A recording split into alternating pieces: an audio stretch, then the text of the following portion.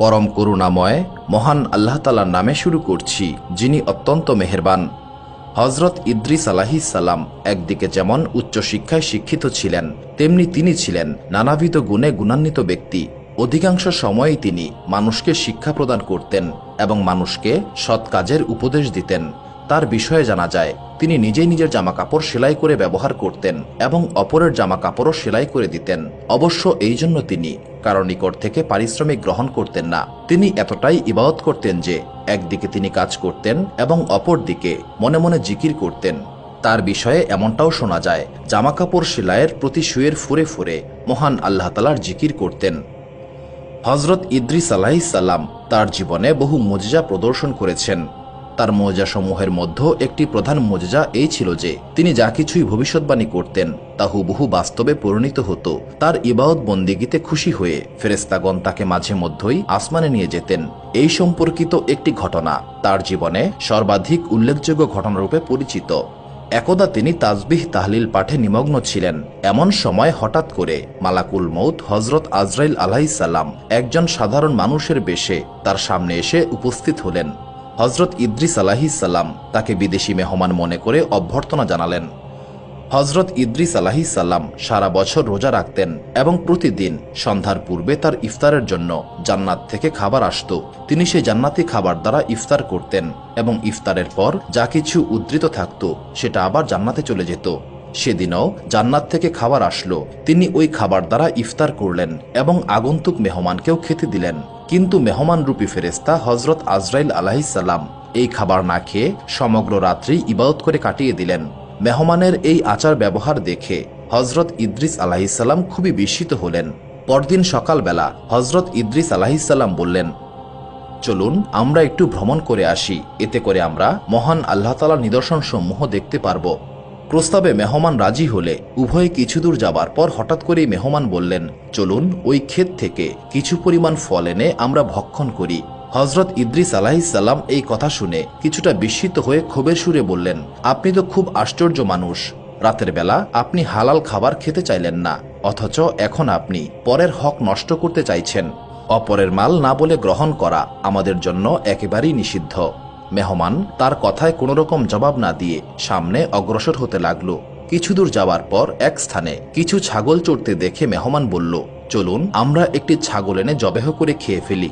হযরত ইদ্রিস আলাইহিস সালাম বললেন, যার ছাগল তার কাছ থেকে অনুমতি না নিয়ে জবেহ করে খাওয়া মহাপাপ, সেটা কি আপনার জানা নেই? এভাবে আগন্তুক 3 দিন পর্যন্ত হযরত ইদ্রিস আলাইহিস সালামের সহচর্যে থাকলেন। তার আচরণ দেখে হযরত ইদ্রিস আলাইহিস সালামের মনে সন্দেহের উদ্রেক হলো, এই ব্যক্তি অবশ্যই কোনো মানুষ নন। এবার হযরত ইদ্রিস আলাইহিস সালাম তাকে জিজ্ঞাসা করলেন, মহান আল্লাহ তাআলার শপথ, আপনার প্রকৃত পরিচয় দিন।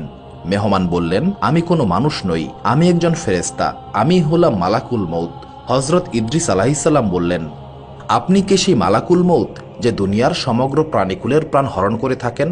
হযরত আজরাইল আলাইহিস সালাম বললেন, জি আমি সেই মালাকুল মউত। হযরত ইদ্রিস আলাইহিস সালাম বললেন, আপনি কি আমার জান কবজ করতে এসেছেন? মালাকুল মউত বললেন, আমি আপনার সঙ্গে ভ্রাতৃত্বের সম্পর্ক স্থাপন করতে এসেছি। আমার একান্ত ইচ্ছে আপনি আমার এই প্রস্তাবে রাজি হয়ে যাবেন। হযরত ইদ্রিস আলাইহিস সালাম বললেন, আমি আপনার প্রস্তাবে এই শর্তে রাজি আছি যে আপনি আমাকে একবার মৃত্যুর স্বাদ ভোগ করাবেন। এটা যদি আপনি করতে পারেন তাহলে আমার অনেক উপকার হবে। মৃত্যুর ভয়ে আমি বেশি পরিমাণে মহান আল্লাহ তাআলার ইবাদত করব। মালাকুল মউত হযরত আজরাইল আলাইহিস সালাম বললেন, মহান আল্লাহ তাআলার অনুমতি ছাড়া এই কাজ আমি করতে পারবো না, যেহেতু আপনার মৃত্যুর সময় এখনো উপস্থিত হয়নি। তখন হযরত ইদ্রিস আলাইহিস সালাম বললেন, আপনি মহান আল্লাহ তাআলার নিকট থেকে অনুমতি গ্রহণ করুন। মালাকুল মউত হযরত আজরাইল আলাইহিস সালাম মহান আল্লাহ তাআলার নিকট অনুমতি চাইলেন। মহান আল্লাহ তাআলা তার এই প্রার্থনা গ্রহণ করলেন। অনুমতি নিয়ে হযরত আজরাইল আলাইহিস সালাম হযরত ইদ্রিস আলাইহিস সালামের জান কবজ করলেন। তার মৃত্যুর পর হযরত আজরাইল আলাইহিস সালাম তাকে পুনরায় জীবিত করার জন্য প্রার্থনা করলেন। মহান আল্লাহ তাআলা তার প্রার্থনা মঞ্জুর করে হযরত ইদ্রিস আলাইহিস সালামকে জীবিত করে দিলেন। এবার হযরত আজরাইল আলাইহিস সালাম জিজ্ঞাসা করলেন, হে আল্লাহ তাআলার নবী, জান কবজের অবস্থাটা আপনার নিকট কেমন মনে হলো?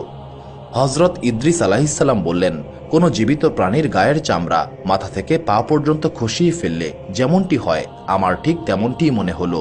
তখন মালাকুল মউত হযরত আজরাইল আলাইহিসসালাম বললেন, আজ পর্যন্ত আমি যত প্রাণ হরণ করেছি তার মধ্যে আপনার মতো এতটা সহজে আর কারো প্রাণ সংহার করিনি। আপনার যাতে কষ্ট কম হয় আমি সেই দিকে সতর্ক ছিলাম।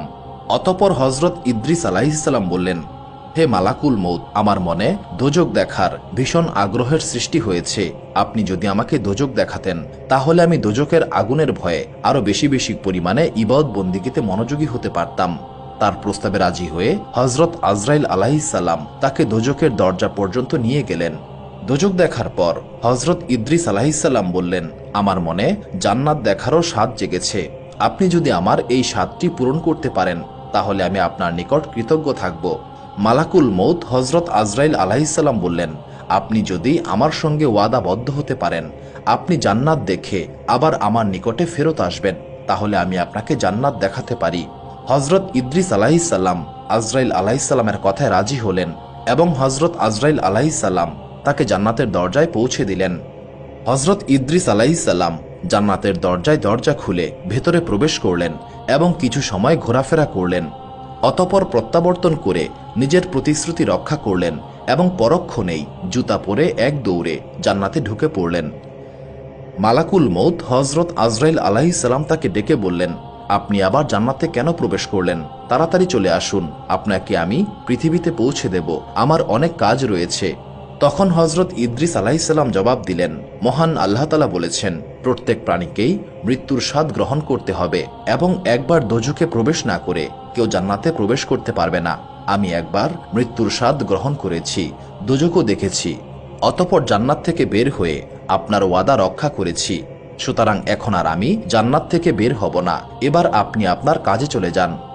মালাকুল মউত হযরত আজরাইল আলাইহিসসালাম ইদ্রিস আলাইহিসসালামের এই সমস্ত কথা শুনে ঠিক কি করবেন ঠিক বুঝতে পারছিলেন না, তাই সেখানেই দাঁড়িয়ে থাকলেন। মহান আল্লাহ তাআলা তখন হযরত আজরাইল আলাইহিসসালামকে লক্ষ্য করে বললেন, হে মালাকুল মউত, ইদ্রিসকে জান্নাতেই থাকতে দাও, তার অদৃষ্টে আমি এমনটাই লিখে রেখেছিলাম, তার অদৃষ্টে এমনটাই লেখা ছিল। অতঃপর হযরত ইদ্রিস আলাইহিসসালাম জান্নাতেই বসবাস করতে লাগলেন। অপরদিকে তার পরিবারবর্গ তার বিচ্ছেদে কান্নাকাটি করতে লাগল। কিছুদিন পর পাপিষ্ঠ ইবলিস হযরত ইদ্রিস আলাইহিসসালামের সন্তানদের নিকট গিয়ে হাজির হলো এবং বলল, তোমাদের পিতার জন্য কান্নাকাটি করে কোনো লাভ নেই। আমি তার খুব খাঁটি একজন উম্মত, তার সকল উম্মতের মধ্যে আমি ছিলাম তার সর্বাধিক প্রিয় এবং স্নেহের পাত্র। তিনি জীবিত থাকাকালে তার হুবহু একটি মূর্তি বানিয়ে আমার নিকটে রেখে গেছেন এবং বলেছেন, আমি জান্নাত গমনের পর তোমরা সবাই আমার এই মূর্তিকেই ভক্তি শ্রদ্ধা করবে এবং এর চতুর্দিকে প্রদক্ষিণ করে একে তাওয়াফ করবে এবং অনবরত এর পূজা করবে, তাহলেই আমি তোমাদের প্রতি খুব খুশি হব এবং তোমাদের জন্য মহান আল্লাহ তাআলার দরবারে সুপারিশ করব। অভিশপ্ত ইবলিসের ছলনায় হযরত ইদ্রিস আলাইহিসসালামের সন্তানগণ তাদের পিতার সমস্ত শিক্ষা ভুলে গেল এবং তারা ওই মূর্তিটিকে একটি পাহাড়ে স্থাপন করল এবং এটার পূজা করতে শুরু করল। মূর্তিটা হুবহু হযরত ইদ্রিস আলাইহিসসালামের মতোই ছিল। যদি কেউ এটা দেখতে পেত সে মনে করত হযরত ইদ্রিস আলাইহিসসালাম পাহাড়ের উপরই দাঁড়িয়ে রয়েছেন। অভিশপ্ত ইবলিস শয়তান ইদ্রিস আলাইহিসসালামের মূর্তিটি তার সন্তানদের হাত দিয়েই ক্ষান্ত হল না, বরং ওই মূর্তির বিষয়ে তার সন্তানদেরকে যে সমস্ত কথা বলেছিল সেই সমস্ত কথা সমগ্র দেশে ঘুরে ঘুরে প্রচার করতে লাগলো। আস্তে আস্তে এমন অবস্থা হলো যে হযরত ইদ্রিস আলাইহিসসালামের মূর্তি পূজার ব্যাপক প্রসার লাভ করল এবং সকলেই ওটাকে প্রকৃত ধর্ম বলে বিশ্বাস করতে লাগলো।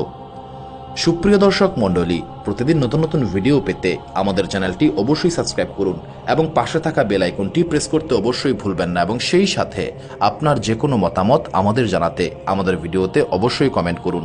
আশা করি আপনারা সবাই ভালো থাকবেন এবং সুস্থ থাকবেন। আসসালামু আলাইকুম।